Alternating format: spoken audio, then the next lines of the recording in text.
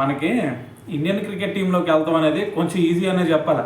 కానీ వెళ్ళిన తర్వాత బయటకు వచ్చావనుకో మళ్ళీ లోపలికి వెళ్తాం అంటే తడిసిపోయింది నీకు, అర్థమైందా? సో ఇదే సేమ్ సినారియో కరుణ్ నాయర్ విషయంలో జరిగింది. సో మరి దీని గురించి కరుణ్ నాయర్ కూడా చెప్పాడు. ఏమన్నాడు తెలుసా? కరుణ్ నాయర్ ఇక్కడ ఒకటే చెబుతున్నాడు, నాకు నేను ఆ 300 కొట్టిన తర్వాత మళ్ళీ నేను ఇండియన్ టీంలోకి రాలేదు కదా. సో దీని తర్వాత కొన్ని సంవత్సరాలు ఆగిన తర్వాత నేను దేశవాళీ క్రికెట్లో ఆడుతూనే ఉన్నాను. ఓకే, మంచి పర్ఫార్మెన్సే ఇస్తున్నా. అయితే అయినా సరే నన్ను ఇండియన్ టీంలోకి సెలెక్ట్ చేయట్లేదు, గుర్తుందా కదా?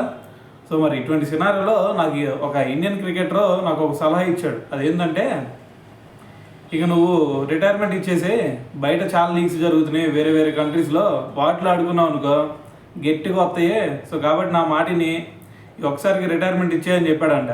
అయితే కరుణ్ నాయర్ ఏం చెప్పాడో తెలుసు, దానికి నాకు డబ్బులు వద్దు భయ్యా, నాకు ఇండియన్ క్రికెట్ టీంకి నేను ఆడాలి, నేను ఎట్టాగైనా సరే నాకు డబ్బులు కాదు ముఖ్యం, సవాళ్ళని ఒక్కసారి నాకు ఏదైనా సరే నన్ను వద్దు అని తరిమేసిందంటే ఖచ్చితంగా అదే నన్ను పిలిచేలాగా నేను చేసుకుంటాను, అటువంటి సవాళ్ళు అంటే నాకు ఇష్టం.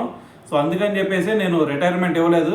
దాని తర్వాత దేశవాళీ క్రికెట్లో ఇప్పటి వరకు ఎక్సలెంట్ పర్ఫార్మెన్స్ ఇచ్చాను, ఐపీఎల్లో కూడా ఆడాను. సో మళ్ళీ నాకు ఇండియన్ టీం తరఫున పిలుపు వచ్చింది. సో నాకు ఇప్పుడు ఆ డబ్బుల కంటే ఇప్పుడు నేను ఏదైతే ఇంగ్లాండ్ టూర్కి సెలెక్ట్ అయ్యానో ఇది నాకు చాలా హ్యాపీగా ఉంది. ఆ డబ్బులు వచ్చినా సరే అంత హ్యాపీగా ఉండేవాడిని కదేమో, ఇప్పుడు నా ఆనందానికి అవసరం లేవని చెప్పేసి కరుణ్ నాయర్ చెప్పాడు. మరి ఇటువంటి కామెంట్ చేసిన తర్వాత మరి ఒక మోటివేషన్ దొరికింది కదా మీకు. సో మరి దీని గురించి మీరేమనుకుంటున్నారు? కింద కామెంట్ చేయండి మరి.